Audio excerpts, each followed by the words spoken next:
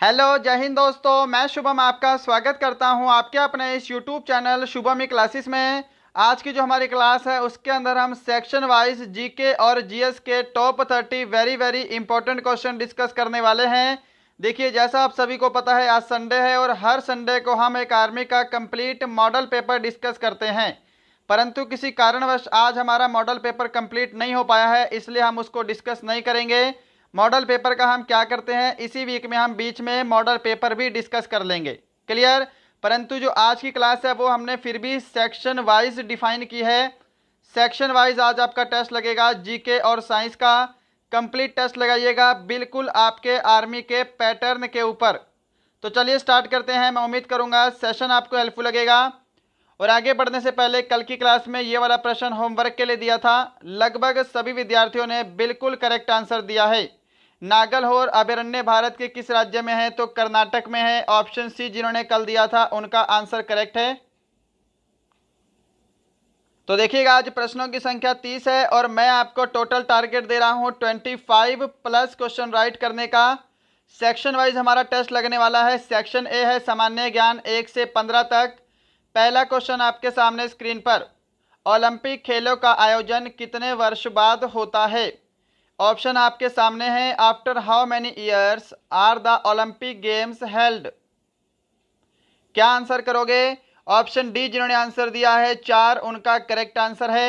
Olympic खेलों का आयोजन 4 वर्षों बाद होता है। टेस्ट कंप्लीट लगाइएगा। बस ये देखिए कि आपका एक तरह से मॉडल पेपर ही है। इसके अंदर बस हमने क्या किया है, मैथ्स और रीजनिंग डिस्कस नहीं किया है। बाकी जीके और जीएस के पूरे 15-15 प्रश्नों का सेट है ये आपका। सेकंड नंबर क्वेश्चन आपके सामने है, आंसर दीजिएगा। माउंट एवरेस्ट पर चढ़ने वाली प्रथम भारतीय महिला कौन थी। Who was the first Indian women to claim Mount Everest. Option है अनीता कुंडू, बिचेंद्री पाल, कर्णम मल्लेश्वरी, संतोष यादव। तो जिन्होंने भी ऑप्शन बी को आंसर दिया है बिचेंद्री पाल, उनका आंसर बिल्कुल करेक्ट है। साथ में आपको कर्णम मल्लेश्वरी के बारे में पता होना चाहिए। ये क्या है, वेट लिफ्टर हैं, हिंदी में बोलते हैं भारोत्तोलन। क्लियर। संतोष यादव क्या है, माउंट एवरेस्ट पर 2 बार चढ़ाई करने वाली भारत की पहली महिला संतोष यादव। क्लियर। अनीता कुंडू भी एक पर्वतारोही है, इन्होंने भी माउंट एवरेस्ट की चढ़ाई कंप्लीट की हुई है।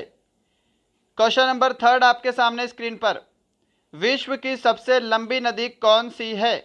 Which is the longest river in the world. Option है नील नदी, राइन नदी, गंगा नदी या फिर वोल्गा नदी। तो राइट आंसर ऑप्शन ए जिन्होंने आंसर दिया है नील नदी, उनका आंसर बिल्कुल करेक्ट है।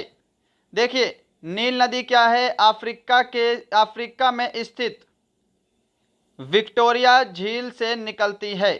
किस झील से, विक्टोरिया झील। तो पूछेगा नील नदी का उद्गम स्थल कहाँ से है, तो विक्टोरिया झील से है। कहाँ पे है, अफ्रीका में। क्लियर। वोल्गा नदी का ध्यान रखिएगा, ये रूस की सबसे लंबी नदी है और ना सिर्फ रूस बल्कि यूरोप की सबसे लंबी नदी है। गंगा नदी भारत की सबसे लंबी नदी है और राइन नदी क्या है, सबसे व्यस्त व्यापारिक नदी है। प्रश्न संख्या 4 आपके सामने, राज्यसभा के लिए 1/3 सदस्य प्रत्येक डैश वर्ष बाद सेवानिवृत्त हो जाते हैं। चलिए आंसर दीजिएगा जल्दी से फटाफट। 1/3 of the member of Rajya Sabha retired after every. तो देखिएगा, प्रत्येक 2 साल में राज्यसभा के 1/3 मेंबर जो हैं वो रिटायर हो जाते हैं। ऑप्शन ए करेक्ट आंसर है। क्वेश्चन नंबर 5 है आपके सामने, डबल फॉल्ट शब्द किस खेल से संबंधित है। The term double fault is related to which sport. Option है क्रिकेट, बैडमिंटन, टेनिस, हॉकी। तो जिन्होंने भी यहां पे ऑप्शन सी को आंसर दिया है टेनिस, उनका आंसर बिल्कुल करेक्ट है। डबल फॉल्ट शब्द टेनिस खेल से रिलेटेड है। क्वेश्चन नंबर 6 आपके सामने स्क्रीन पर, दार्जिलिंग किस राज्य का एक नगर है। Darjeeling is a city in which state. चलिए जल्दी से आंसर दीजिएगा। ऑप्शन है तमिलनाडु, तेलंगाना, पश्चिम बंगाल या फिर Uttarakhand. Correct answer option C रहेगा। दार्जिलिंग जो है यह पश्चिम बंगाल का एक नगर है। ऑप्शन सी करेक्ट आंसर है। नेक्स्ट बढ़ते हैं क्वेश्चन नंबर 7 की तरफ। पुलेला गोपीचंद का संबंध किस खेल से है? Pullela Gopichand is related to which sport?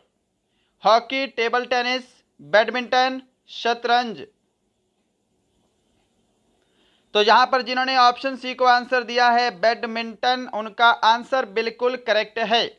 Pullela Gopichand का संबंध बैडमिंटन से है। सभी लोग सही आंसर दे रहे हो ना? आंसर मैच करते जाइएगा मेरे साथ साथ। क्वेश्चन नंबर 8 देखिए। अब भारत में सबसे पहले जनगणना कब हुई थी?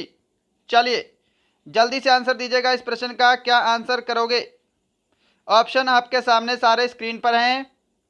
तो देखिए यहाँ पे भारत में सबसे पहले जनगणना सन 1872 में हुई थी। ऑप्शन डी करेक्ट आंसर है। किसके काल में? लॉर्ड मेयो के काल में। ये तो रहा पहला प्रश्न। अब यहां से एक प्रश्न आपका और बनेगा कि भारत की पहली संपूर्ण जनगणना कब हुई? भारत की पहली संपूर्ण जनगणना कब हुई, या फिर यूं कहें कि नियमित रूप से संपूर्ण जनगणना कब हुई? तो सन 1881 में। किसके काल में? तो लॉर्ड रिपन के समय में। ये भी ध्यान रखिएगा। क्लियर है ना? चलिए फिर बढ़ते हैं नेक्स्ट क्वेश्चन पे। Question number 9। कोपेनहेगन किस देश की राजधानी है? आंसर जल्दी से कमेंट करिए। ऑप्शन है Denmark, Austria, Netherland, Malaysia. Copenhagen सही जवाब ऑप्शन ए रहेगा। कोपेनहेगन जो है डेनमार्क की कैपिटल है। ऑप्शन ए बिल्कुल करेक्ट आंसर है। साथ में ऑस्ट्रिया जरूर ध्यान रखिएगा। ऑस्ट्रिया की राजधानी का नाम वियना है। देखिए ये एग्जाम के लिए इंपॉर्टेंट है। मैं जितने भी एक्स्ट्रा फैक्ट बताता हूं सारे आपके एग्जाम को ध्यान में रखकर बताता हूं जो आ सकते हैं। ज़्यादा हाई लेवल पे मैं नहीं जाता जो एग्जाम में नहीं आएगा। नीदरलैंड की राजधानी पता होनी चाहिए, एम्स्टर्डम। क्या है? एम्स्टर्डम। मलेशिया की राजधानी कुआलालंपुर। पूछा जा चुका है एग्जाम में, तो कुआलालंपुर। क्वेश्चन नंबर 10 देखिए। पाटलिपुत्र डैश का प्राचीन नाम है? Pataliputra was the ancient name of dash. Panaji, Pune, Patna, Patiala. सभी आंसर देंगे correct. Option C correct answer है, पटना। पाटलिपुत्र नगर की स्थापना किसने की थी? एग्जाम में क्वेश्चन ये पूछा जा चुका है आपके। तो ये की थी उदयन ने। किसने की थी? उदयन ने। क्वेश्चन नंबर 11 पर चलते हैं। आपके सामने है स्क्रीन पर। एशियाटिक सोसाइटी की स्थापना डैश में हुई थी? विशाखापट्टनम, पटना, कोलकाता, वाराणसी। तो देखिए पहले आपको पता होना चाहिए एशियाटिक सोसाइटी की स्थापना कब हुई। तो यह हुई थी सन 1784 में। किसने की थी? विलियम जोन्स ने कोलकाता स्थित फोर्ट विलियम कॉलेज में। किसने की थी? विलियम जोन्स ने। ध्यान रखिएगा, विलियम जोन्स, कोलकाता में स्थित। ऑप्शन सी करेक्ट आंसर होगा, फोर्ट विलियम कॉलेज में। क्वेश्चन नंबर 12 देखिएगा सामने। किस शासक का मकबरा सासाराम में स्थित है? विच rulers tomb is located in Sasaram? Aurangzeb, Jahangir, Sher Shah Suri, Mohammad Ghori. Correct answer रहेगा आपका यहाँ पे ऑप्शन सी, शेरशाह सूरी का मकबरा कहाँ पे है? तो सासाराम में है। सासाराम, बिहार। जहांगीर का मकबरा भी ध्यान रखिएगा, Lahore. Super important. Question number 13 है जी सामने। लेप्चा जनजाति कहाँ पाई जाती है? ओडिशा, त्रिपुरा, सिक्किम, मिजोरम। आंसर मैच करिए। जो भी यहाँ पे ऑप्शन सी को आंसर दे रहे हैं सिक्किम, उनका आंसर बिल्कुल करेक्ट है। सभी ने ऑप्शन सी को आंसर दिया है ना? चलिए क्वेश्चन नंबर 14। भारत भारतीयों के लिए का नारा किसने दिया था? Who gave the slogan India for Indians? Swami Vivekananda, राजा राम मोहन राय, स्वामी दयानंद सरस्वती, महात्मा गांधी। क्या आंसर करोगे? ऑप्शन सी जो आंसर दे रहे हैं स्वामी दयानंद सरस्वती, वो बिल्कुल करेक्ट आंसर दे रहे हैं। भारत भारतीयों के लिए का नारा स्वामी दयानंद सरस्वती के द्वारा दिया गया। क्वेश्चन नंबर 15 है सामान्य ज्ञान का लास्ट क्वेश्चन। ग्रहों की गति का नियम किसने प्रतिपादित किया? सही जवाब ऑप्शन बी रहेगा, केपलर। जिन्होंने ऑप्शन बी को आंसर दिया है उनका आंसर करेक्ट है। कोपरनिकस के बारे में ध्यान रखिएगा। सौरमंडल की खोज किसने की है? कोपरनिकस ने की है सौरमंडल की खोज। तो यहाँ पे आपका सेक्शन ए कंप्लीट होता है। सेक्शन बी डिस्कस करेंगे सामान्य विज्ञान। और देखिए फिर से जब स्कोर कमेंट करेंगे तो जरूर कमेंट करिएगा कि सेक्शन ए में आपका कितना स्कोर हुआ है और सेक्शन बी में कितना स्कोर हुआ है। फिर आप टोटल कमेंट करेंगे, टोटल कितना स्कोर हुआ है आपका। हो सके तो 1/4 नेगेटिव मार्किंग भी लगाकर चलिए। चलिए इस प्रश्न का आंसर देंगे। क्वेश्चन नंबर 16 है आपके सामने। वनस्पति विज्ञान का जनक कौन है? Who is the father of botany? Option C correct answer होगा, थियोफ्रेटस वनस्पति विज्ञान के जनक हैं। साथ में आपको लेवोजियर का पता होना चाहिए, रासायनिक विज्ञान के जनक। रासायनिक विज्ञान के जनक हिपोक्रेटस कई बार करवा चुका हूं, अभी रिसेंटली भी करवाया है। चिकित्सा शास्त्र के जनक चार्ल्स डार्विन ने तो कई सारी चीजों की खोज की है, नेचुरल सिलेक्शन का भी सिद्धांत दिया है। 17 नंबर क्वेश्चन देखिए, निम्नलिखित में से कौन सी अदिश राशि नहीं है? कौन सी अदिश राशि नहीं है? और इंग्लिश में ट्रांसलेशन सही करिएगा। स्केलर क्वांटिटी बोलते हैं। क्या बोलते हैं? Scalar quantity. चलिए आंसर दीजिए इसका। तो यहां पे आपका ऑप्शन डी करेक्ट आंसर होगा, एस्ट्रलेशन यानी कि त्वरण। एक क्या है? सदिश राशि है, अदिश राशि नहीं है। तो जिन्होंने भी यहां पे ऑप्शन डी को आंसर दिया है उनका आंसर करेक्ट है। क्वेश्चन नंबर 18 देखिए, वायुमंडल में नहीं पाई जाने वाली अक्रिय गैस कौन सी है? बहुत बार आपको ये वाला प्रश्न करवाया गया है, तो मैं उम्मीद नहीं करूंगा कि आप ये वाला प्रश्न गलत करेंगे। सभी को आंसर सही देना है। ऑप्शन डी राइट आंसर होगा, रेडॉन। क्वेश्चन नंबर 19 देखिए, निम्नलिखित में से किसका फोटोग्राफी में उपयोग किया जाता है? Which of the following is used in photography? Silver iodide, silver chloride, silver bromide या फिर potassium chloride? Correct answer option C रहेगा, सिल्वर ब्रोमाइड का प्रयोग फोटोग्राफी में किया जाता है। क्या सभी ने ऑप्शन सी को आंसर दिया है? क्वेश्चन नंबर 20 का आंसर देंगे। आसान सा प्रश्न है, साइंस वाला सेक्शन तो आसान ही है शायद। लोहे को जंग लगने से बचाने के लिए उस पर किसकी परत चढ़ाई जाती है? To protect iron from rust which layer is applied on it? Option D correct answer होगा, जिंक की परत चढ़ाई जाती है, जिसको हिंदी में क्या बोला जाता है? जस्तीकरण। लोहे पर जिंक की परत चढ़ाना जस्तीकरण कहलाता है, गैल्वेनाइजेशन। 21 नंबर क्वेश्चन का आंसर दें।